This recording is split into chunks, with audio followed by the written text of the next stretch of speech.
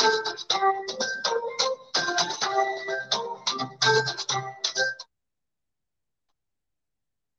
the news headline, President Bola Tinubu, the first to attend ECOWAS summit.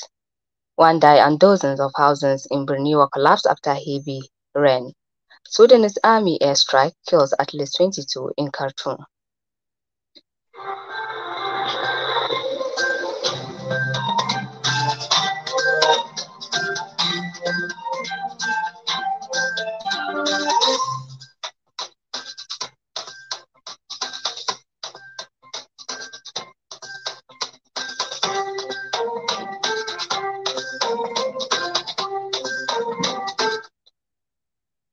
Good evening, listeners. Today is Saturday, 20th Zulhijjah 1444 after Hijrah of Prophet Muhammad, peace be upon him, which is 8th July 2023. I am Ummusalma Adam Iko with the news.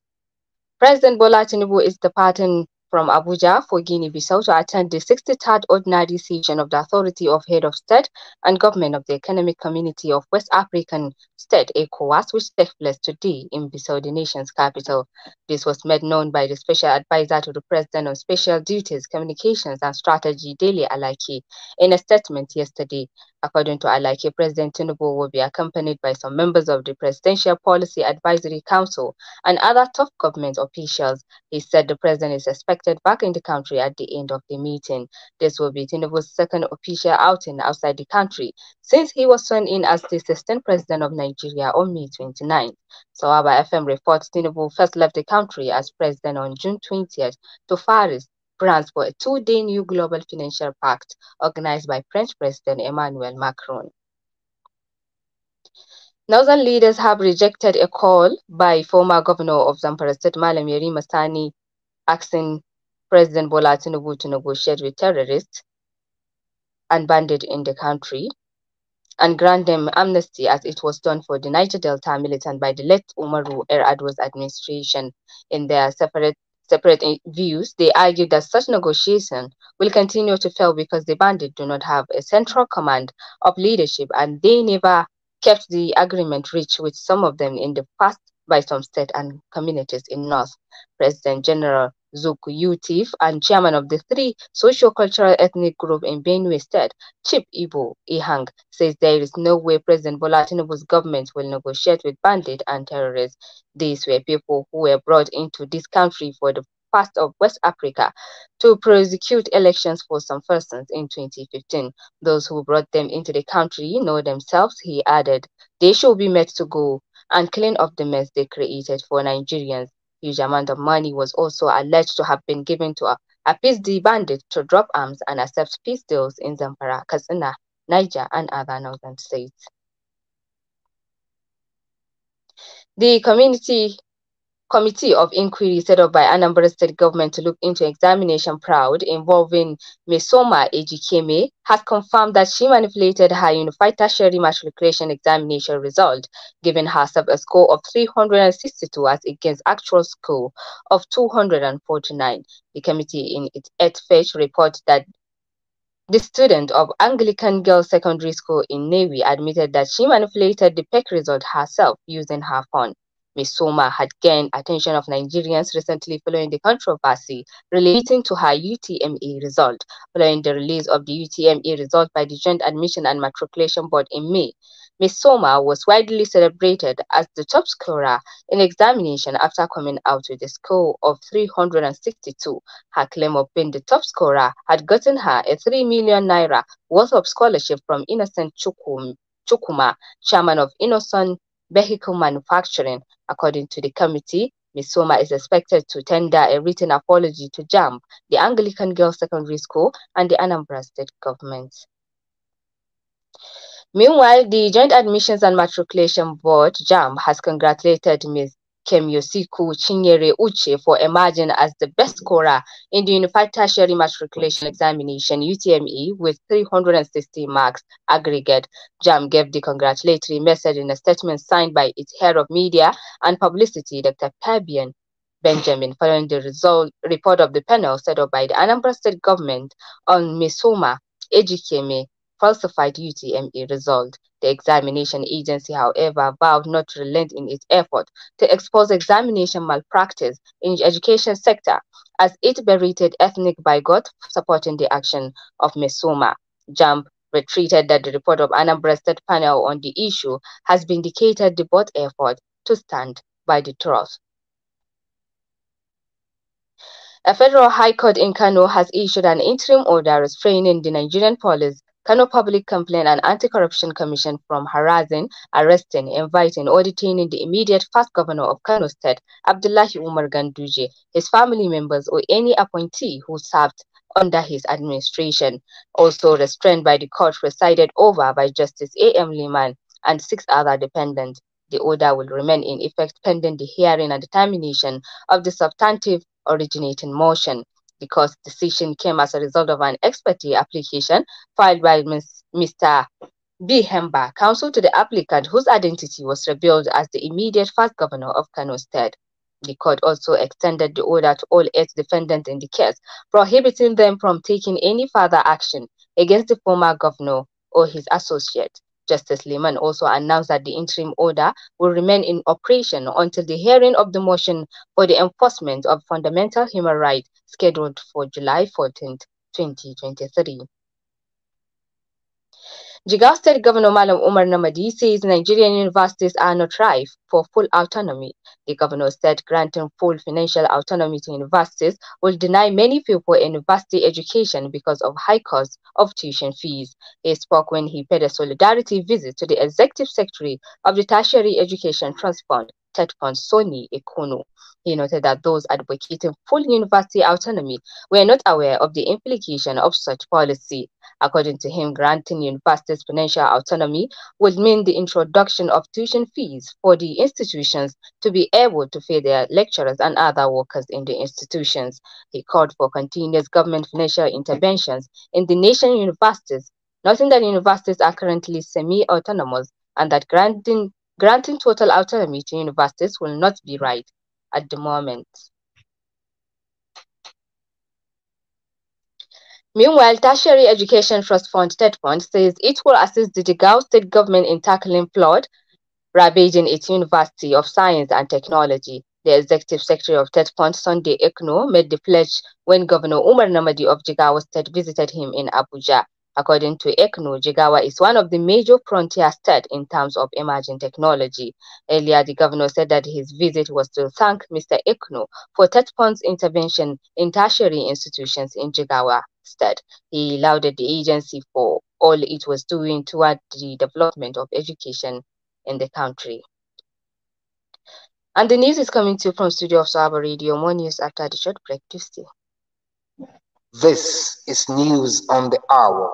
Sawaba Radio FM. Stay tuned.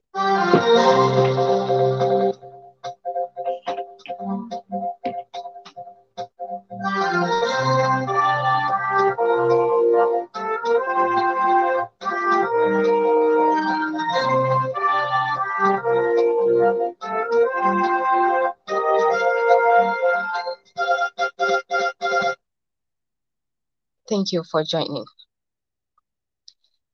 Heavy rainfall and wind caused the death of an elderly woman, Fatima Nadabu, and destroyed many houses in Birniwa Tasha, Birniwa local government. The 102-year-old woman died as a result of building collapse. A resident of the area said that many years ago they had never seen anything like this in nature. He said dozens of houses were destroyed in the incident. When contacted, the chairman of Birniwa local government area, Honorable Umar Barpa Birniwa, said that the funeral of the goddess has already been done this morning after they attended her funeral prayer in Birniwa Tasha, where he prayed to God to forgive her. Honorable Umar Barpa Birniwa expressed his condolences to the people who lost their homes as a result of the calamity, where he emphasized the intention of his council to provide relief materials to those affected. Troops of Operation Hadarin Daji has yesterday rescued 24 abductees in the Kabugulamba, Maru local government area of Zamfara State. The troops received an intelligent report on a bandit hideout at Kabugulamba forest where kidnapped victims were concentrated. A military sources told newsmen that the troops responded swiftly with a fighting patrol to the general area. However, on reaching the location, heavy gunfire occurred for for hours between the bandit and the Nigerian army troops, and due to the troops' firepower, the armed bandit fled, abandoning the victims in some isolated buildings.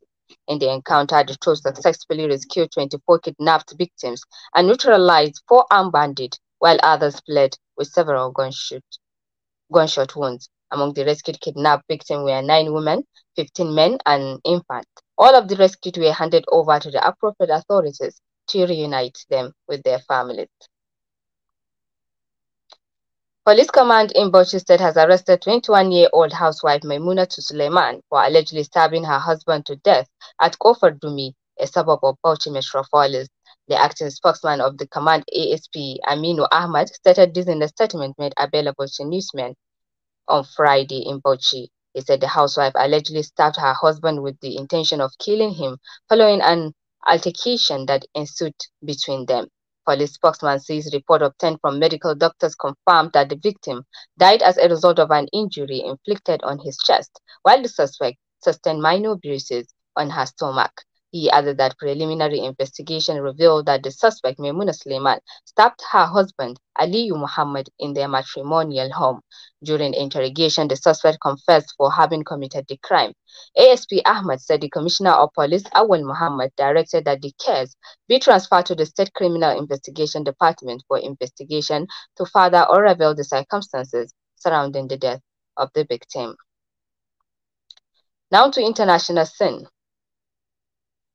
Kenyan police fired tear gas on opposition leader Raila Odinga's convoy yesterday as right groups condemned arbitrary arrests during anti-government protests over a cost of living crisis and a raft of controversial tax hikes. Tear gas was fired on Odinga's motorcade after he addressed a mass rally in the capital Nairobi, AFP correspondent said. Police took similar action to break off protests in the Indian Ocean port city of Mombasa and Kisumu, an opposition stronghold on Lake Victoria in western Kenya. An AFP correspondent also witnessed police making several arrests in Nairobi, with security tightened for the latest round of protests called by Odinga this year against the policies of the President William Ruto's government. At the rally, Odinga announced that plans to collect 10 million signatures in a bid to remove his arch-rival from office. The 78-year-old lost the closely fought August 22 election to Ruto and has repeatedly denounced the poll as stolen. Iran has publicly executed 2 people over a deadly attack on a shrine in northern Shiraz last year that was claimed by the ISIS armed group. The 2 men, identified as Muhammad Rames Rashidi and Naim Hashim Qatali, were hanged in earlier today after the Supreme Court confirmed their sentences, according to the official news outlet of the judiciary. The Shah Cheragh Shrine is the province of Fars. One of the most important shrines in Shia Islam was attacked on October 26, 2022. Clips from security cameras released at the time showed a lone gunman entering the shrine with an automatic rifle. After opening fire and making his way to the main compound, he shot a group of pilgrims and stabbed. Authorities initially said 15 people were killed, but that number was revised to 13, with 40 people injured, and the gunman, who officials said was from Tajikistan, was killed after security forces intervened. The 2 men who were executed were said to have been in contact with ISIS operatives in neighboring Afghanistan, provided the gunman with rappel and took him to the site of the shooting. A Sudanese army airstrike on the capital has killed at least 22 people and injured many others, eyewitnesses and officials said. Eyewitnesses told reporters that women and children were among the victims. The airstrike hit the Dar es Salaam district of Omdurman on the opposite bank of the Nile to the capital Khartoum earlier today. The army and a paramilitary force have been battling for control of the capital since April. The conflict began after the head of the army, General Abdel Fattah al-Burhan, and the head of rapid support forces, General Mohammed Hamdan Daglo, fell out over the future of the country. Khartoum state health official, quoted by Reuters news agency, said at least 22 people had been killed in today's airstrike, while the RSF said the death toll was 31. The paramilitary group added in a statement that the strike had caused significant destruction to homes. And we wrap up the news with this and a recap of the major stories.